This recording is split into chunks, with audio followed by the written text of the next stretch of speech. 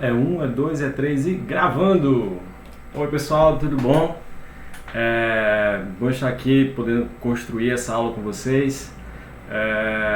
Hoje aqui em Belém é Círio de Nossa Senhora de Nazaré e por isso a aula vai ser um pouco diferente do que a gente planejou inicialmente para a disciplina. Então as intervenções que aconteceram na aula passada, no momento 1 que a gente teve, e que vocês podem acessar esse momento 1 depois, não vai acontecer agora. Eu estou gravando aqui em casa e é por isso que vocês vão escutar alguns barulhos extras aí, né, captados pelo microfone da minha câmera, do meu computador. E também a minha falta de jeito, né, para fazer esse tipo de vídeo. Então, eu preparei uma aula aqui para vocês, né, para o curso de especialização em ensino de geografia. E aí, para a disciplina, né, de ensino de geografia física, e uma coisa que a gente já vem falando desde a aula passada e que a gente vai retomar nessa aula, de uma geografia física que a gente pensa numa geografia física integrada, certo? Então, meu nome é Éder Milena Silva de Paula, sou professor da Faculdade de Geografia e Cartografia e do Programa de Pós-Graduação em Geografia da UFPA e também desse curso de especialização pelo Programa da Universidade Aberta Brasileira. Ok? Se vocês quiserem me seguir aí no... Deixa eu ver para onde eu aponto. Opa, para cá. Não, para cá. Para cá. Aqui, se vocês quiserem seguir meu Instagram, é só acessar o Geography o Mundo aí no Instagram e eu posto algumas atividades que eu realizo. Por exemplo, essas aulas de ensino de geografia física, elas também vão ser postadas e indicadas também lá. Bom, a gravação fica no YouTube, né, no canal da Faculdade de Geografia, né, e Cartografia no YouTube, da Faculdade de Geografia e Cartografia da UFPA. Então, se vocês quiserem compartilhar o vídeo, esse vídeo, né, do YouTube, é só pegar o link lá no canal da Faculdade de Geografia da UFPA, ok? Então, eu preparei aqui a aula para vocês, né, em alguns momentos, algumas partes aqui desse momento 2. Então, a primeira parte da aula a gente vai se concentrar numa revisão do momento 1, né, do que a gente falou e conversou no primeiro momento de aula. Em seguida, a gente parte para a discussão do texto que foi indicado para a leitura. Então, esse texto está lá no Moodle e foi indicado para a leitura para esse segundo momento. Então, a gente tem que começar a se acostumar a fazer a leitura da próxima aula online, ou síncrona ou assíncrona, antes de chegar nesse momento, né, no dia da aula, ou na gravação desse vídeo. Então esse texto já está disponível, como também os outros textos que a gente vai utilizar durante a disciplina. E eu vou acrescentar textos complementares, né, em cada momento, cada novo encontro da gente. E a terceira parte, né, desse momento 2 seria olhar para os comentários que foram escritos, né, no fórum, sobre a atividade que a gente planejou na aula anterior, certo? E para finalizar, a gente tem os encaminhamentos para a nossa segunda atividade, que deve ser desenvolvida e entregue até, acredito que é quarta ou quinta-feira. A gente vai ver a data ainda daqui a um pouco, certo? Então vamos lá. Então o nosso primeiro momento é um momento de revisão, e aí a gente precisa lembrar do que a gente conversou na aula passada. Então, na aula passada, a gente falou sobre a teoria geral dos sistemas como uma base, né, que permitiu a construção de um modelo teórico, né, um modelo, uma metodologia de análise da paisagem pelos geógrafos. Então, a gente teve alguns geógrafos que se destacaram na construção desse modelo teórico, né?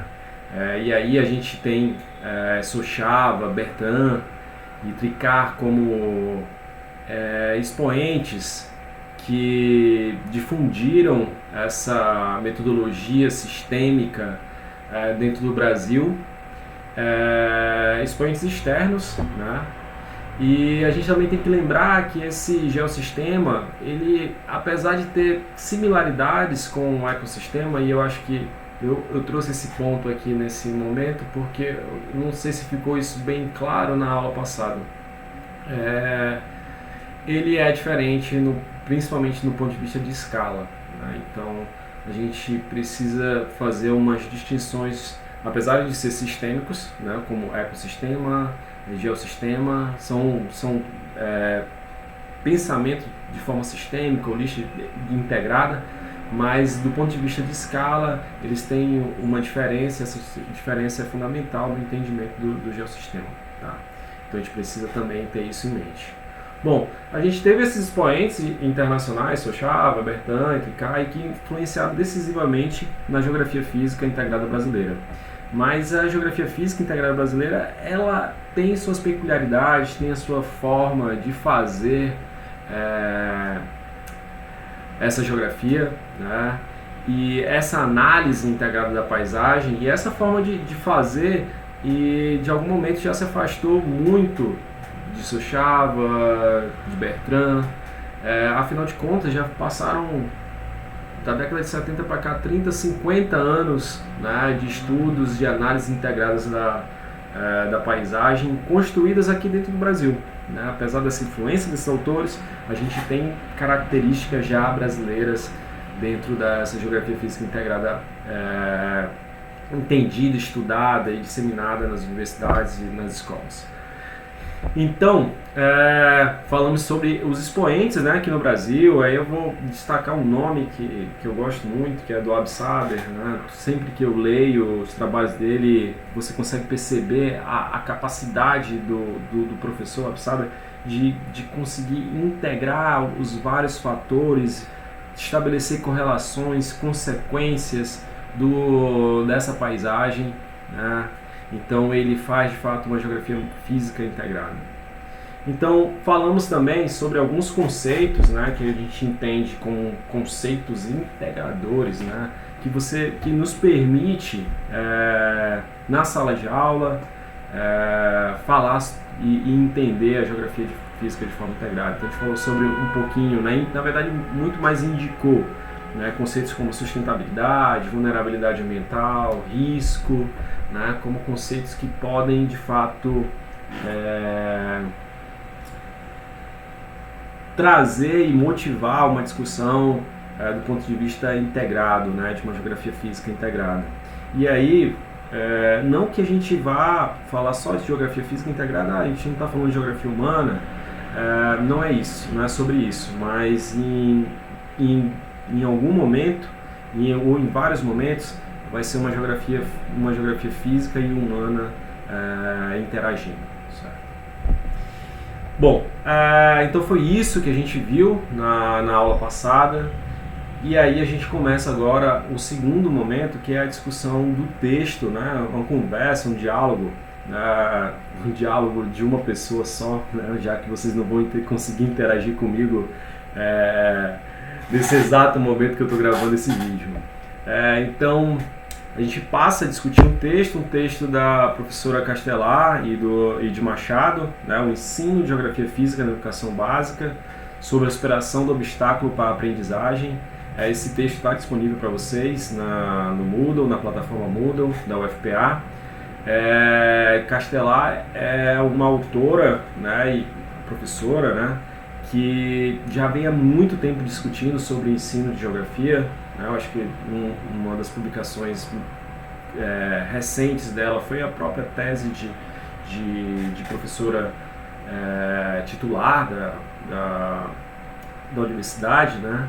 Então, ela já vinha há algum tempo falando sobre isso, e aí nesse texto que ela constrói junto com o Machado, se orientando, né, na pós-graduação, eles constroem e falam mais especificamente sobre a geografia física na educação básica, né? Então é sobre ele que a gente vai trazer alguns apontamentos importantes e conversar um pouco sobre ele, tá?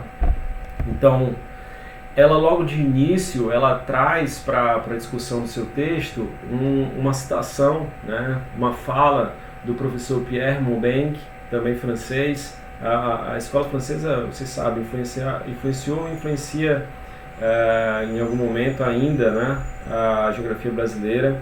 E esse professor, Pierre Monbeng, ele na década de 50, 60, ele estava pelo Brasil e estava estudando o processo educacional no Brasil. E olha, já naquela época ele falava: é erro comum e persistente pretender tomar e ensinar fatos geográficos isolados e atomizados.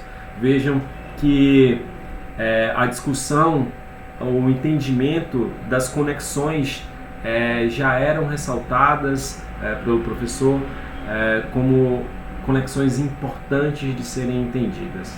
E aí ele acrescenta esse pequeno exemplo, né? Não é a altitude dos picos das Agulhas Negras, lá no Rio de Janeiro, né, que é um fato geográfico, mas o conjunto de maciços constituídos por certas categorias de rochas, situado em determinado conjunto orográfico, submetido a certas condições climáticas que determinam certa distribuição da vegetação, originando certos modos de ocupação do solo pelo homem. Então, não é que o homem esteja condicionado às condições da natureza, mas essas condições da natureza, em alguma medida, condicionam os modos de ocupação do solo pelo homem. Então, entender todos esses elementos que é, de fato, o fato geográfico, o objeto de estudo dentro da geografia como um todo e especialmente dentro da geografia física. Então, essa discussão sobre o entendimento holístico, né, das coisas, ela já vem de muitos anos, né? Então a gente tem que tentar entender essa paisagem como um todo e não só as partes dela como um fato geográfico. Então, nessa primeira parte do texto, ou em uma dessas partes do texto, não estou lembrando muito bem a ordem, porque tem outras discussões que a gente vai traçar também aqui nessa aula, a professora, o texto da professora vem trazendo alguns elementos sobre essa análise integrada da paisagem, né? Então, ela fala assim: apesar desta multiplicidade de temas tratados no âmbito da geografia física, um elemento que nos parece comum tem sido verificado. Trata-se do fato de os processos físicos não serem, em geral, considerados o objeto daquelas disciplinas.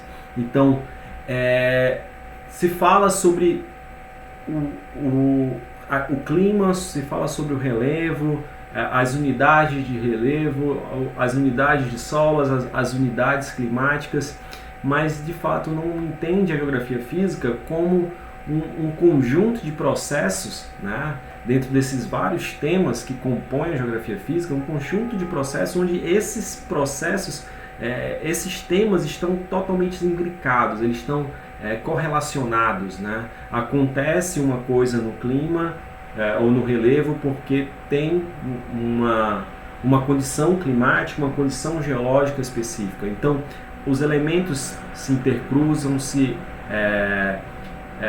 atuam uns sobre os outros. Então, apesar dessa multiplicidade de temas, a geografia física ainda é muito entendida de forma estanque, de forma separada, onde o clima é estudado separado do relevo, que é estudado separado dos solos, que é estudado separado dos usos da terra, da hidrografia, são estudados de forma separada. E aí, muitas vezes, os processos que os constituem, que são processos diversos e que transpassam pelos vários temas, não são discutidos na sala de aula. Então, a gente precisa de uma análise integrada da paisagem, a gente precisa que esses temas, eles em algum momento se conectem. Então, ela também fala assim: a preocupação maior reside em integrar e conectar os dados do meio físico, biótico e antrópico social. E aí cita Monteiro, Tropman, Sobrinho Falcão e Rossi, autores que a gente até tinha citado na aula passada. Continuando, desculpa. Antrópico social para a investigação da relação sociedade-natureza. Então, essa preocupação, ela deve existir e deve estar nas nossas mentes a todo momento que a gente ensina geografia física. Então, se eu sou um professor que estou dando aula, ministrando um conteúdo relacionado à geomorfologia, eu não posso deixar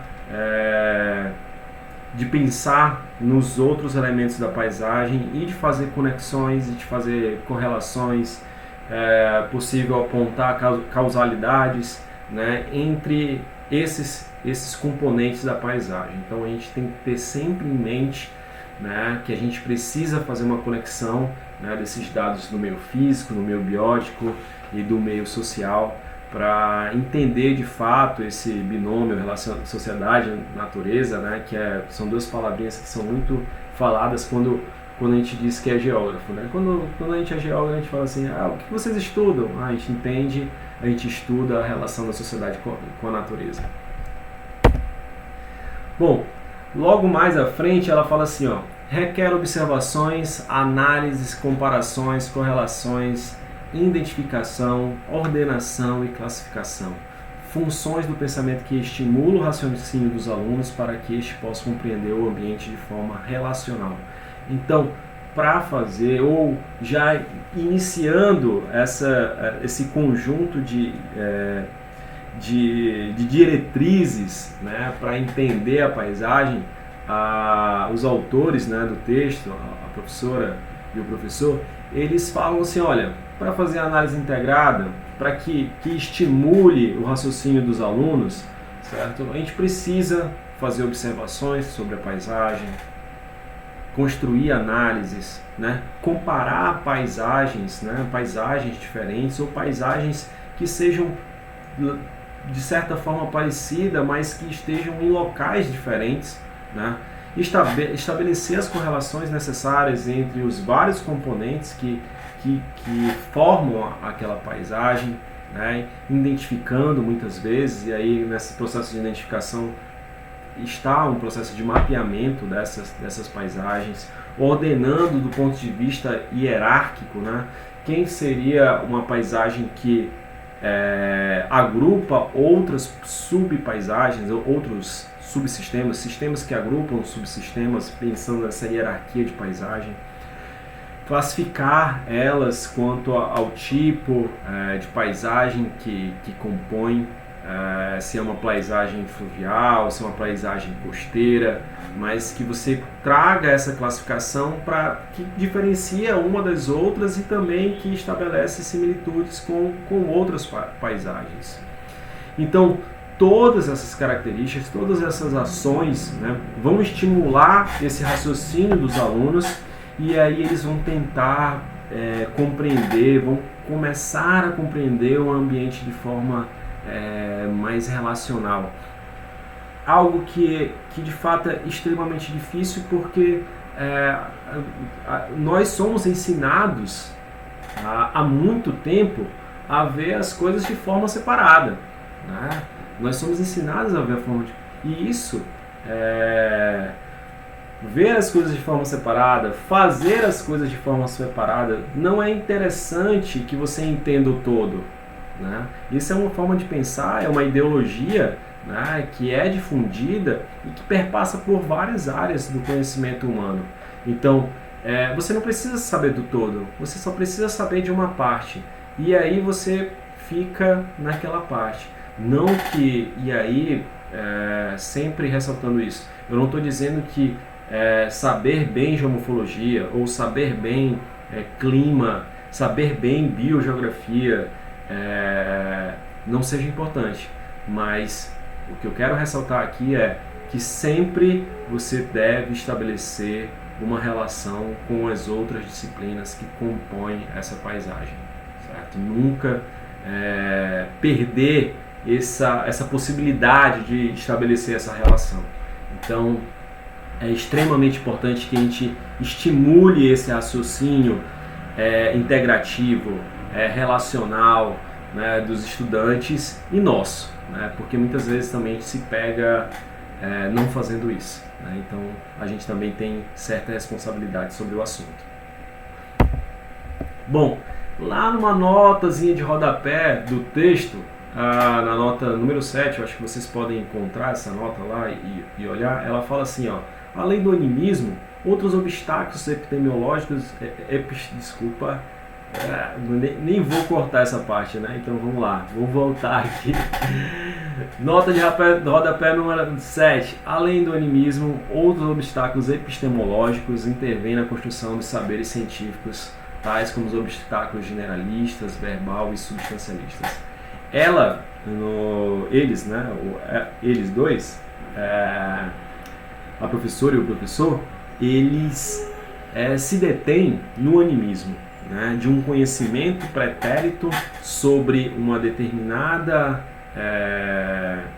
sobre um determinado assunto, e esse determinado assunto, né, esse conhecimento sobre esse assunto é muitas vezes um conhecimento de senso comum, né, um conhecimento que é nos dados, mas não é compreendido no todo, né? Você não consegue compreender no todo e estabelecer as relações e as correlações com os outros obstáculos, com os outros elementos que vão sustentar o conhecimento sobre um determinado assunto. Então, mas tem outros obstáculos, né? E aí eu convido vocês a inserir lá nos textos complementares o texto construído por Bachelard, né, que é um texto bem antigo, mas que fala sobre esses outros obstáculos generalistas, né, verbal e substancialistas. Então eu convido vocês a fazer essa leitura quando vocês puderem, como uma leitura complementar para entender esses obstáculos epistemológicos.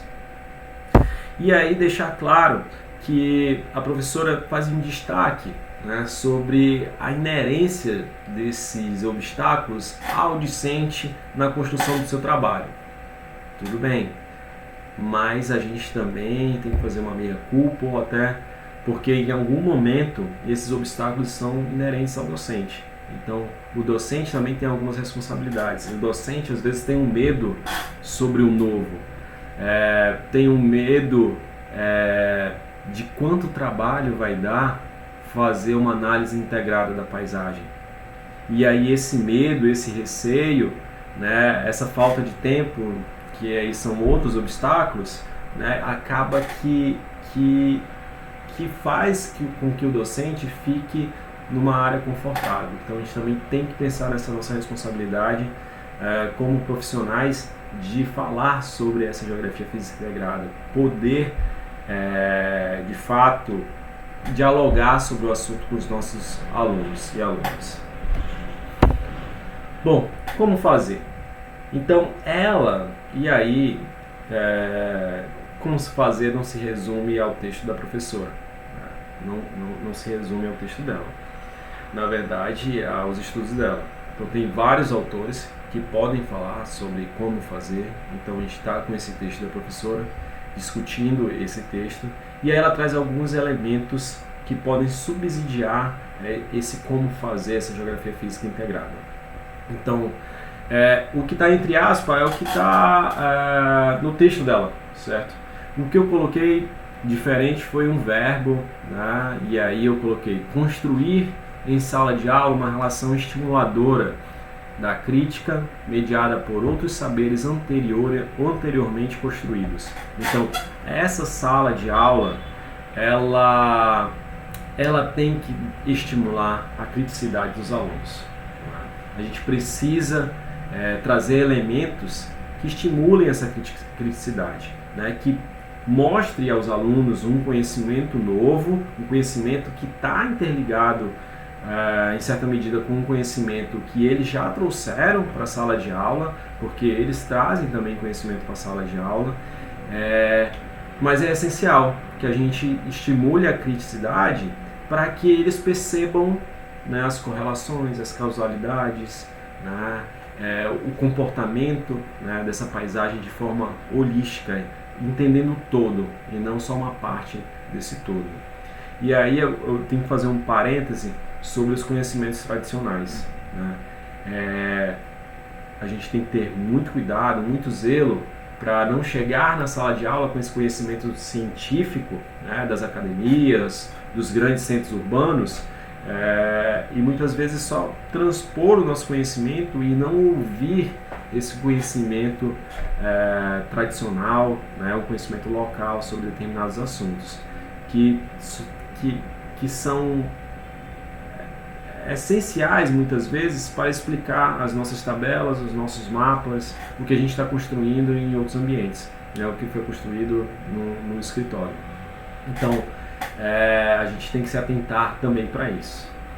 Outra forma, outra necessidade, né, a gente pode colocar dessa forma também, de como fazer, é incorporar as representações que os alunos têm da realidade na qual vivem, né? Então, os alunos necessitam dessa aproximação com a sua realidade, né? Então, são conceitos que às vezes têm um nível de abstração tão grande que os alunos não conseguem de fato tocar nesses conceitos. Então eles ficam muito distantes dos alunos. Então é essencial que a gente consiga estabelecer as conexões dos conteúdos, né, com a realidade na qual vivem, né? E de certa forma que a gente consiga utilizar esses elementos na sala de aula, trazendo no cotidiano das aulas. Então é essencial essa incorporação, né, dessas representações dos alunos na realidade na qual eles vivem.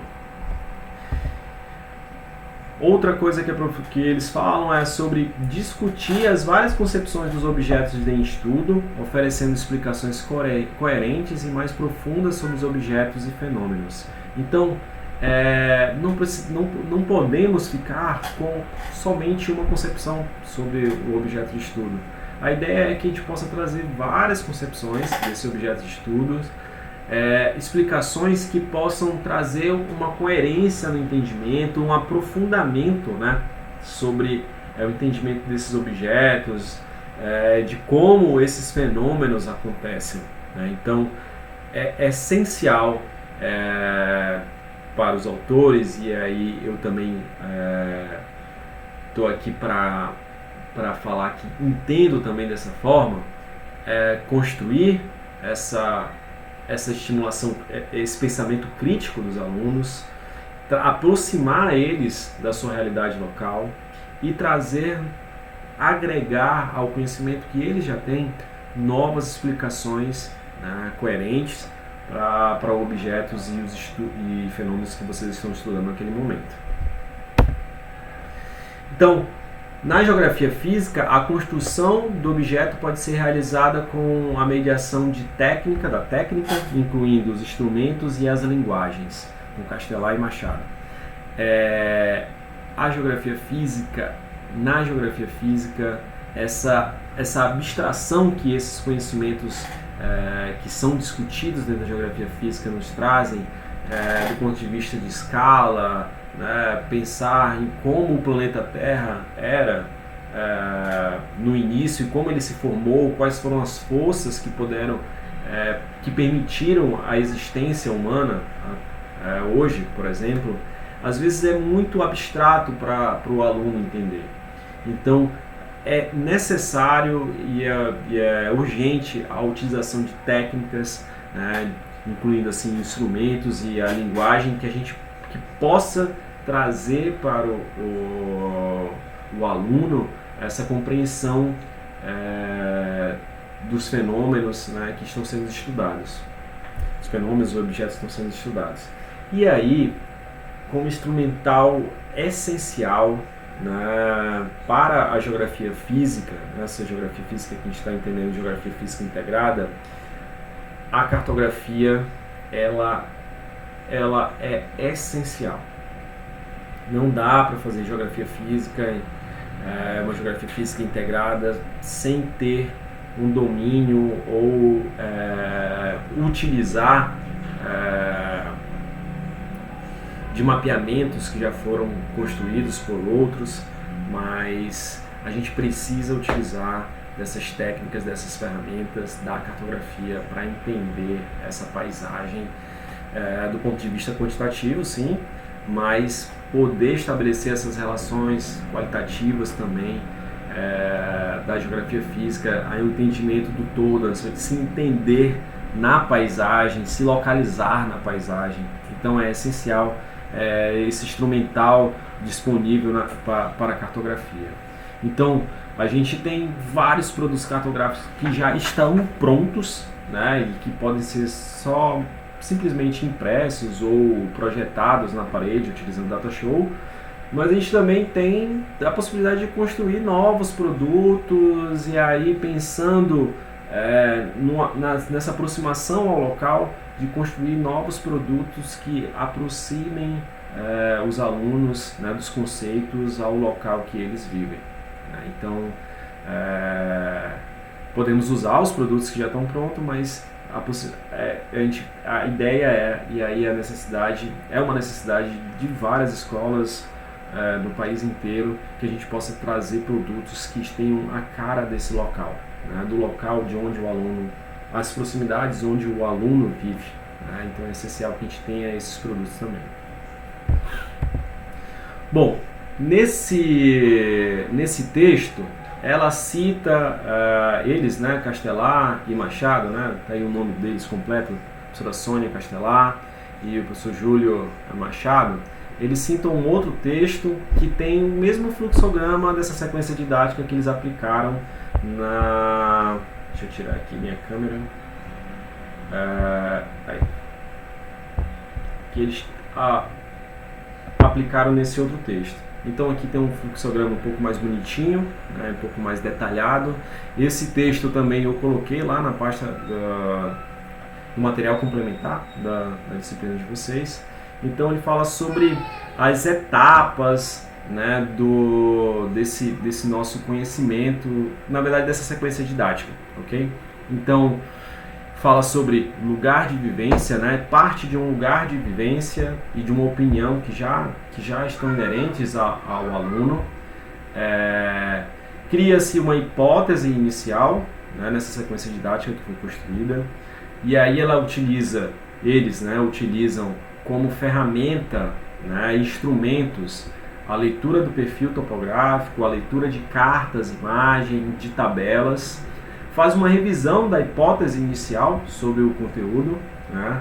Eles estavam trabalhando com alagamentos nesse texto, fazem a elaboração de novas perguntas e fazem essas correlações com o lugar de vivência e também com outros lugares. Então a sequência didática, né, que ela constrói com um conjunto de perguntas e respostas, de atividades que são desenvolvidas ao longo de 2 semanas, ela constrói, ela pensa de acordo com esse fluxograma. Então, acho que esse fluxograma, ele pode sim, de fato, ser o caminho, o norteador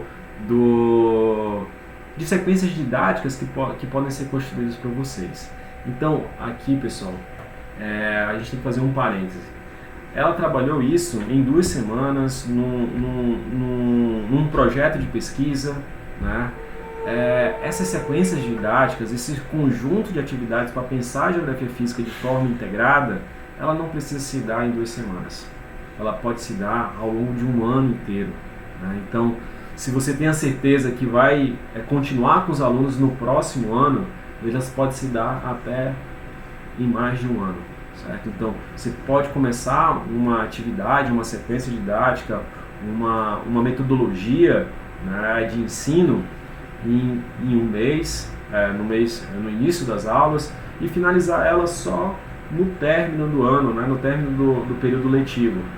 Então, não precisa se dar de forma, toda a aula ter uma atividade diferente, né, uma atividade que incentive a construção desse entendimento integrado. Ela pode se dar em aulas ao longo do ano, né, ao longo do ano. Então, isso, de certa forma, pode facilitar, né, que elas aconteçam. Então, continuando,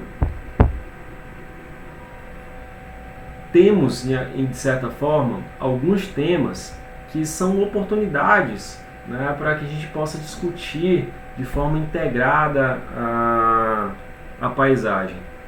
Bom, eu estava pensando, né, nossa, vocês vão ler aqui os temas, eu vou ler aqui com vocês, aí vocês vão, nossa, essas oportunidades são meio difíceis, né?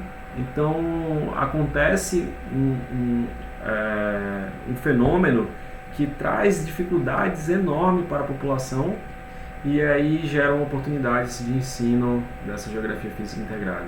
Eu estou trazendo esses elementos, né? Mas porque de fato são oportunidades que vão ser elementos, conteúdos que podem se tornar conteúdos das nossas aulas que vão ser divulgados nas redes sociais, digitais, vão estar no jornal,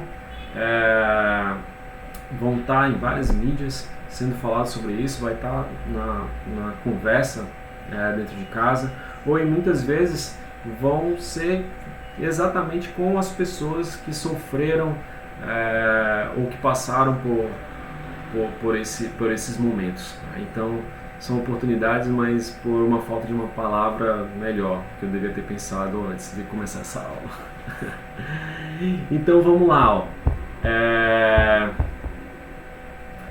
Oportunidades de discussão, por exemplo, alagamentos e inundações. Isso aqui foi utilizado pela professora, ela está numa realidade lá em São Paulo onde acontecem muitos alagamentos e inundações e ela queria saber o que os alunos pensavam sobre esses alagamentos e inundações.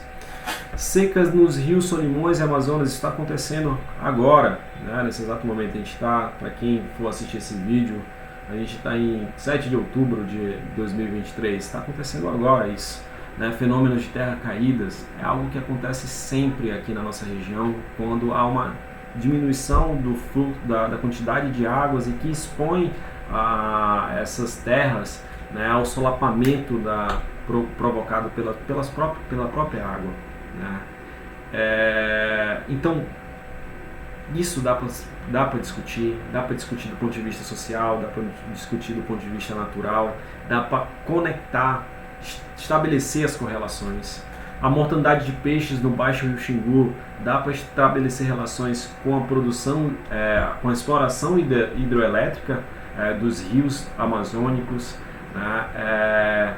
Com a possibilidade de estabelecer relações com questões relacionadas à saúde das pessoas que moram nessa região, a dinâmica fluvial que foi interrompida com a construção, no caso específico do Rio Xingu, da usina hidrelétrica de Belo Monte, né?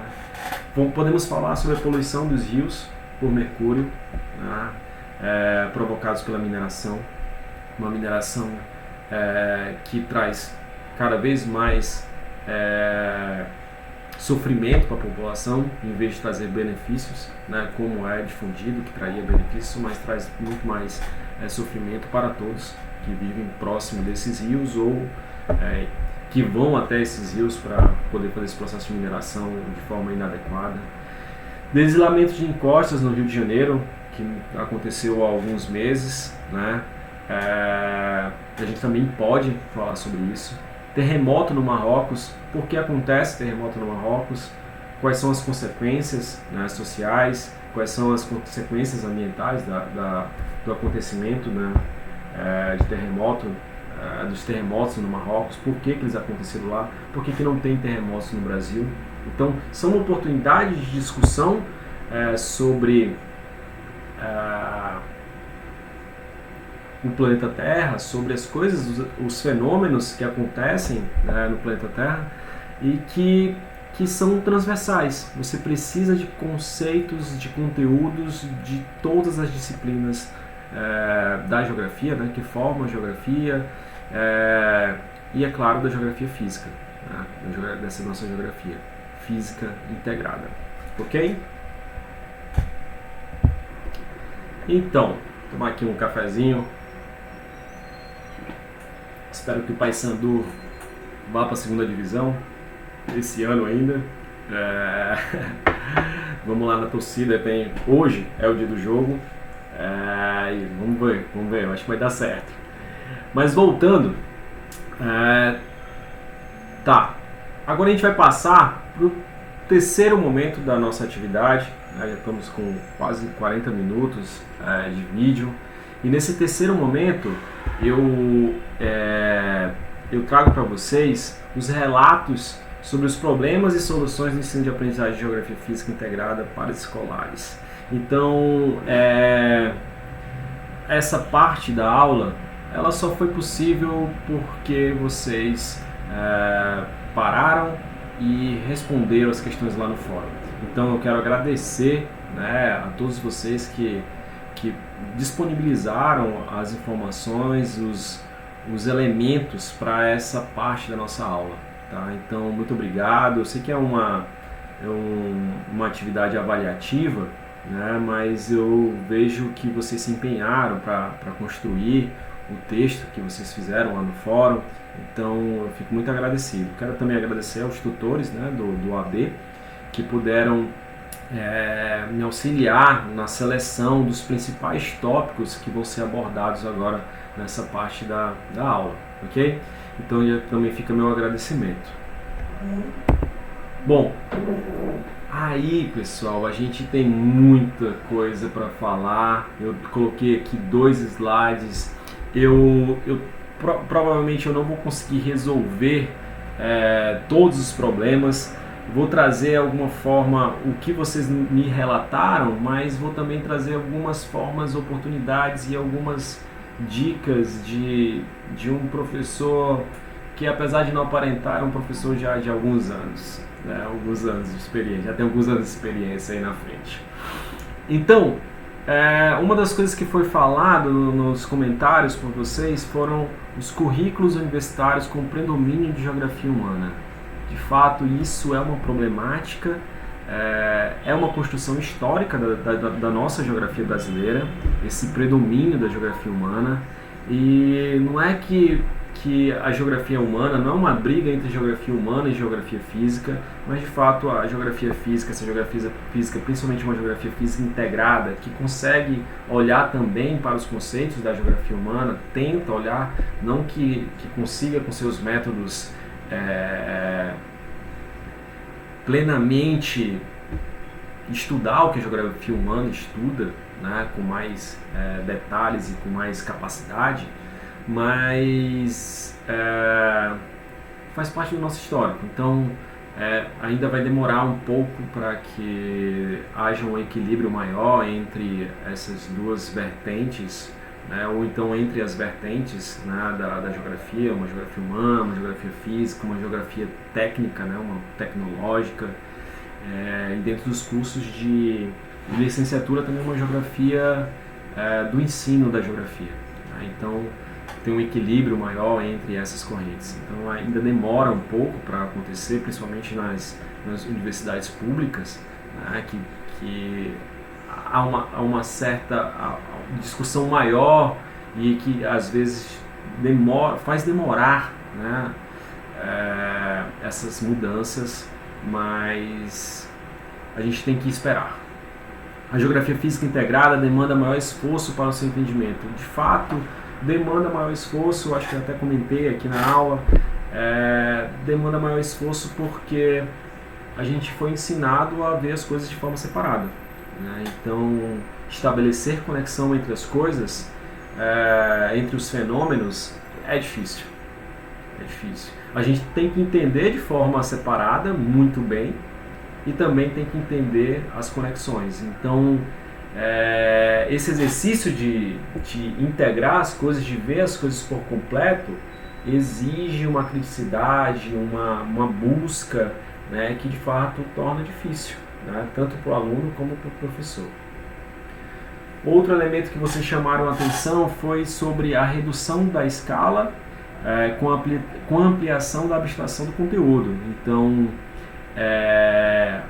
no ensino, né, de geografia física, vocês começam numa escala de atuação no Brasil, depois vão para a América do Sul, vão para a Europa, outras partes do mundo, né, para entender sobre os componentes. Esses elementos estão de forma separada. Então, quanto mais você se afasta, mais abstração gera no conteúdo, né, e essa abstração afasta os alunos desse conteúdo, deixa muito difícil de compreender esse conteúdo. Então, é de fato necessário que a gente transforme essas abstrações para algo mais concreto, né? E aí esse algo mais concreto é aproximar do local de onde vive esse aluno, né? Fazer as correlações, né, entre os vários anos de ensino, né, entre as várias paisagens, tentar comparar paisagens europeias com paisagens brasileiras, e aí utilizando ferramentas, né, como os mapas e outras ferramentas para poder fazer quebrar com essa abstração, né, e romper com essa ampliação de escala. Então é realmente difícil, mas isso não quer dizer que em algum momento seja impossível, né? Então é possível você deixar mais concreto, né? Deixar mais próximo do aluno os conteúdos relacionados à geografia física. Então, muitos de vocês falaram sobre material didático inadequado, é realidade. Falta de equipamentos e ferramentas didáticas também é realidade. Então, para a falta se você não tem material didático, se o material didático é inadequado para transmitir esses conhecimentos, a gente tem que complementar esse material didático. Não tem outro caminho. A gente tem que trazer esse material didático e lutar por material didáticos adequados. Então, se não tem, a gente tem dois caminhos, né? Primeiro, que são dois caminhos que a gente tem que correr juntos, né? A gente tem que correr nos dois caminhos, na verdade. A gente tem que complementar o material didático, porque os alunos também não podem esperar essa adequação do material didático para depois a gente poder ensinar. Então a gente tem que complementar, a gente tem que criar, utilizar de recursos visuais, mapas, imagens, criar o nosso próprio material didático para que a gente possa dar aula de forma adequada. Então, usar... E aí também, pessoal, não adianta a gente falar que eu preciso de um computador para poder mostrar as imagens para os alunos, eu quero usar isso, mas eu quero usar o Google Earth para poder visitar essas paisagens. Mas se você não tem esse computador, não se prenda ao computador, né? Imprima o mapa, né? Peça para a coordenação imprimir esse mapa para você, ou então imprima um mapa nesse ano, mas um mapa que você vai utilizar para essa disciplina, mas também para outras disciplinas, né? Então você vai construindo ao longo da sua carreira um conjunto de material didático que você vai utilizando esse material didático de acordo com as aulas, e você vai ter um conjunto de material didático ao longo do tempo, né? Não precisa comprar tudo de uma vez, eu sei que a gente não tem dinheiro para isso, né? E também a gente não precisa fazer todo o material didático de uma vez, a gente vai fazendo aos poucos e vai agregando esse material didático complementar e ao mesmo tempo participando das discussões sobre o material didático para adequar cada vez mais esse material didático para as nossas aulas, né, de geografia física na escola. Inexistência de laboratório. Bom, isso também acontece, eu já passei por isso muitas vezes. Às vezes até tem laboratório em algum momento, mas o laboratório não tem as condições ideais de trabalho. Então novamente construo a ideia que é ter o seu próprio material didático, de você poder construir esse material didático e zelar, ter um zelo por esse material didático, porque é um material didático que você pode utilizar por vários anos. Se você carece de um laboratório de informática, né, hoje muitos alunos têm smartphones, então usar aplicativos que possam ser utilizados em smartphones. Eu sei que você vai dizer, professor, mas meus alunos não são todos que têm smartphone. Mas se tiver 2 ou 3 ou 4 alunos, a gente pode fazer trabalhos de grupo utilizando esse smartphone de um aluno só. E aí até mesmo inserir esse equipamento que muitas vezes é utilizado somente para as redes sociais, mas também para trabalhar com conteúdos do ensinar conteúdos utilizando esses equipamentos, né, dando um novo fim para esses equipamentos. Data Show, né?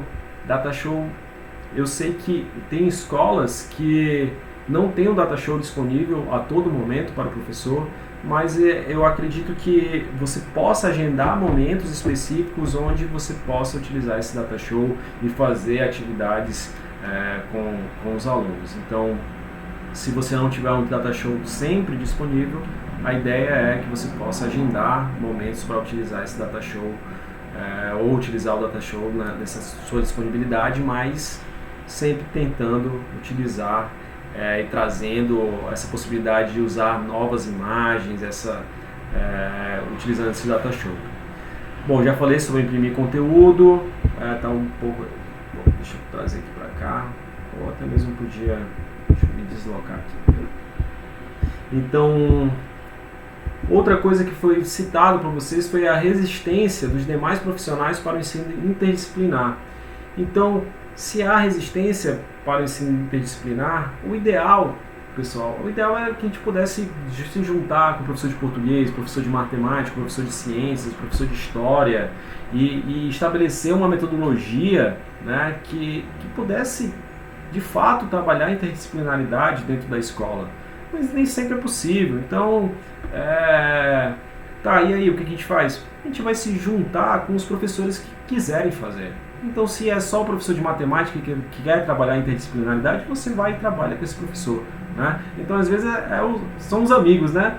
Os nossos amigos que estão lá, e aí, vamos fazer algo juntos? E aí, vocês vão e fazem algo juntos. Se for esperar por todo mundo, às vezes não tem agenda, né, que seja compatível para trabalhar com todo mundo, até por conta da dinâmica de muitas vezes trabalhar em vários colégios e não ter tempo suficiente naquele momento ou em vários momentos da sua vida para poder trabalhar essa interdisciplinaridade. E uma outra coisa é olhar para a disciplina dos outros, né? Se eles não querem, se não tem um professor disponível na área de português, mas isso daí não quer dizer que você não pode estabelecer uma interdisciplinaridade com a disciplina de português, de matemática, de física, de química, certo? Porque você pode, de fato, ensinar também sobre esses assuntos de forma não para substituir o outro professor na sua plenitude, mas de forma para argumentar e estabelecer vínculos com as outras disciplinas. Bom, como é que a gente pode fazer, né, o uso de metodologias ativas, incentivar a participação dos alunos? Olha, muitos têm se falado sobre metodologias ativas. Eu recentemente fiz um curso sobre metodologias ativas. Então, muito do que é metodologias ativas a gente já faz, certo? Só não chama de metodologias ativas, mas elas são, de fato, elas devem ocupar, se não for possível num todo, mas em alguns momentos do ano letivo, essas metodologias devem se fazer presente, porque são metodologias que de fato incentivam a criticidade dos alunos, né? Tornam os alunos, colocam esses alunos em movimento, né? Não deixam eles estáticos, tá? O nome é ativo, né? Tornam eles ativos. Os pesquisadores, eles buscam um assunto, e esse buscar e pesquisar contribui com essa criticidade dos alunos. Então dá para fazer de várias formas. Vocês citaram projetos que vocês já constroem com as comunidades locais, a solução de problemas nos ambientes, na comunidade local. Isso é essencial para a gente discutir essa geografia física integrada. E tem outras atividades, né, como a gamificação, né, é um tipo de metodologia ativa que os alunos gostam muito, né, de trabalhar com os professores, e aí vocês também podem fazer uso dessas metodologias. E aí lembrando, professor, eu não tenho tempo para fazer isso. Não precisa ser toda a aula, mas pode ser algumas das aulas, né? Você não precisa fazer para todas as turmas de uma vez. Você pode começar só com uma turma e no outro ano começar outra turma, ou no outro semestre começar com outra turma, né? Mas que você consiga de pouco em pouco colocar essas metodologias, né? Tornar elas mais presentes nas aulas.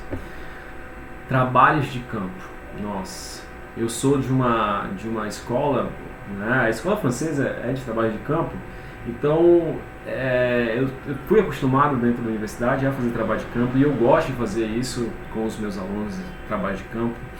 Então, mas de fato nas escolas a inviabilidade desse trabalho de campo são rotineiras, faz parte, é o costume, né? O professor de geografia receber nãos quanto ao trabalho de campo. Por problemas que estão relacionados a recursos financeiros, como vocês comentaram, problemas também que vocês comentaram relacionados à própria integridade física dos alunos, né? Quem é que vai se responsabilizar por cada um desses alunos? Quem é que vai cuidar desses alunos? São tantos alunos, pode acontecer alguma coisa com eles, de fato isso pode acontecer, mas a gente tem que tornar essas atividades de campo viáveis, né? Torná-las viáveis, né? Então, sei lá, a gente podia trazer os pais, levar os pais junto para essa atividade de campo, se for o caso. Tornar essa atividade de campo menor, né? Não ser uma atividade de campo que tenha que dormir em outro lugar, né? Uma atividade de campo que dure só pela manhã, só amanhã, né? E hoje a gente tem uma outra ferramenta que pode, de certa forma, nos auxiliar quando a gente não puder de fato fazer atividade de campo, que é a realidade virtual. Então hoje instrumentos como o Google Earth, né, que tem o Street View, né, o Google Street View, que você pode visitar as ruas, né, visitar locais, visitar ambientes, né, ter uma visão 360 graus de alguns ambientes e tentar de fato discutir esses ambientes a partir dessa realidade virtual. Então, em alguns momentos você não vai conseguir fazer trabalho de campo, mas se puder também usar essa realidade virtual para acessar esses locais e mostrar esses locais para os alunos, seria de grande valia. Processo de alfabetização dos discentes. Olha, isso não é algo que aconteça só com os escolares, né? A gente, hoje em dia, às vezes a gente pega alunos na universidade, tem alunos na universidade que têm dificuldades ainda de leitura e de compreensão de texto. Isso é um problema relacionado ao nosso processo de ensino-aprendizagem no Brasil e a gente vai se deparar com essas pessoas com problema de dificuldade de alfabetização. A gente também vai se deparar com pessoas que têm problemas cognitivos, né, que têm dificuldades de aprendizagem.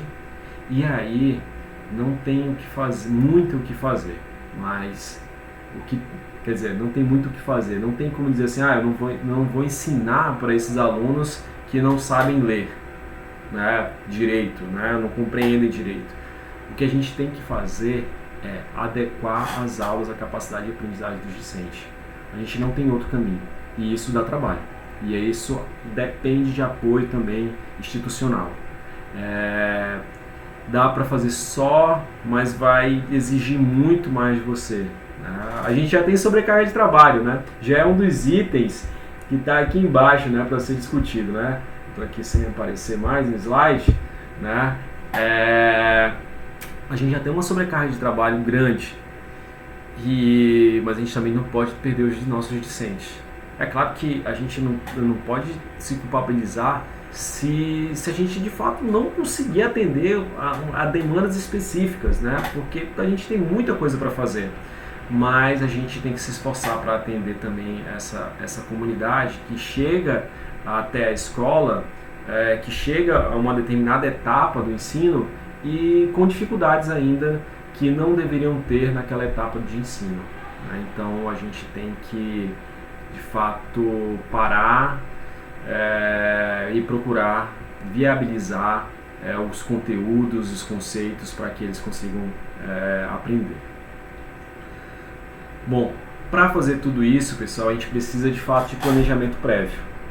Planejamento prévio, a gente precisa planejar muito, como vocês disseram, a gente precisa de apoio da institucional, da coordenadora de área, da coordenadora pedagógica, para que a gente consiga desenvolver essas atividades. Então, esse ato de ensinar de uma geografia física integrada precisa de apoio, sim, né, por conta todas essas dificuldades que vocês elencaram, né, no fórum. Então, é essencial que a gente tenha esse apoio da coordenadora. Então há necessidade dessa conversa com a coordenação, com os diretores de escola e também do planejamento. Isso não é feito da noite para o dia. Você precisa ter um tempo para planejar, às vezes um tempo que a gente não tem, mas retomando aquilo que eu venho falando a aula inteira, já falei em alguns momentos da aula, na verdade, a gente precisa ter um momento de dedicação para esses planejamentos, e nesse momento de dedicação, que pode ser no início do ano ou no decorrer do ano, fazer esse planejamento durante o ano para aplicar no próximo ano, precisa ser feito, precisa ser pensado para a gente de fato conseguir estimular essa criticidade dos nossos alunos. Então, já falei um pouco aqui sobre essa sobrecarga de trabalho dos professores. Isso existe, né? Então, de fato, a sobrecarga de trabalho dos professores é algo que é uma reclamação de todos, né? E assim, pessoal, isso não é de hoje. Essa sobrecarga não vai acabar de uma hora para outra, né? A gente precisa, de fato, de condições de trabalho adequadas, a gente precisa de salário adequado, mas ao mesmo tempo a gente não pode deixar de ensinar, né? A gente precisa de alguma forma, e aí cada professor tem sua estratégia, né, para isso, mas a gente precisa continuar ensinando. Então essa sobrecarga de trabalho é algo que a gente precisa conversar e dialogar cada vez mais com a sociedade, para que de fato a gente tenha essas condições adequadas e que aí a gente consiga fazer um planejamento prévio de forma adequada, a gente tenha recursos que nos permitam fazer uma atividade de campo, que nos permitam utilizar computadores, tecnologias, né, que tenha a infraestrutura necessária para que a gente possa ministrar uma boa aula. Então, não se encerra aqui essa discussão. Na verdade, eu coloquei até uma frasezinha aqui parafraseando aqui Marx e Engels: professores, univos, né? A gente precisa se juntar, a gente precisa se unir, né? A gente precisa apoiar as associações de classe, né? Os nossos sindicatos. A gente precisa participar das manifestações construídas por nossos sindicatos, porque só assim, só unidos, né, é que a gente vai conseguir trazer condições melhores de trabalho para a gente, né, e aí condições melhores de ensino para os nossos alunos. E aí, de fato, a gente precisa se unir para poder fazer isso, ok? Então a gente está passando agora para a parte final do nosso curso, né, de hoje, na verdade do curso não, da nossa aula de hoje, que é dizer e encaminhar o que é necessário para o nosso momento 3, né? O nosso próximo encontro, não sei se vai ser síncrono ou assíncrono, né? Então não está definido.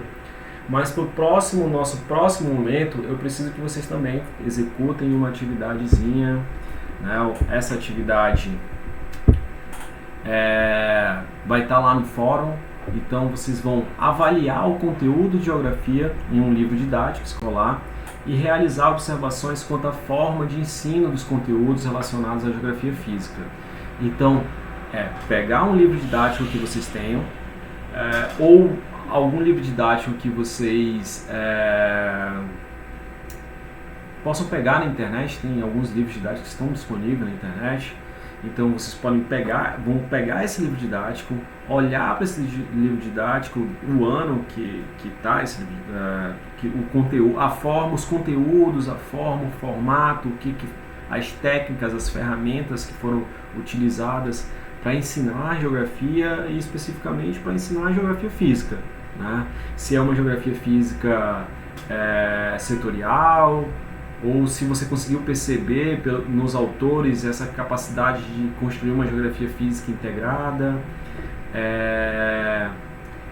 E aí, essa avaliação, que é uma avaliação curta, não é algo... E eu acho que para alguns de vocês que são professores, já tem essa capacidade de falar sobre os livros didáticos de forma bem rápida. Na verdade, eu já vi de alguma forma isso nos comentários da outra atividade, né, da atividade de vocês recente.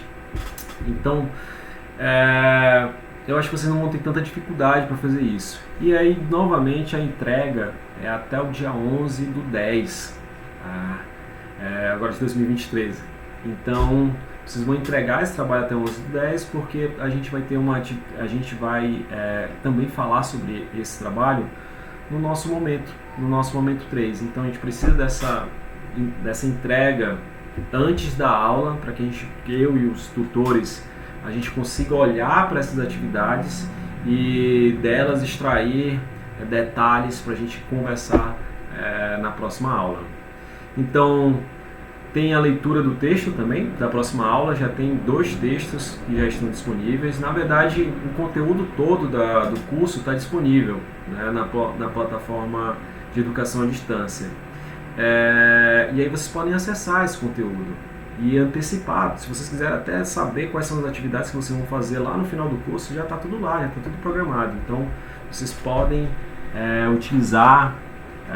antecipar, né, esse ensino de vocês. Mas já tem a leitura também indico a leitura do texto da próxima aula, que vai embasar a próxima aula, ok? Então a gente vai terminando a nossa aula. Muito obrigado, né? Se vocês vou de novo aqui chamar vocês aqui para me seguir lá no Geografia o Mundo, tá? Então muito obrigado a todos, me despeço. Saúde e paz aí para todos.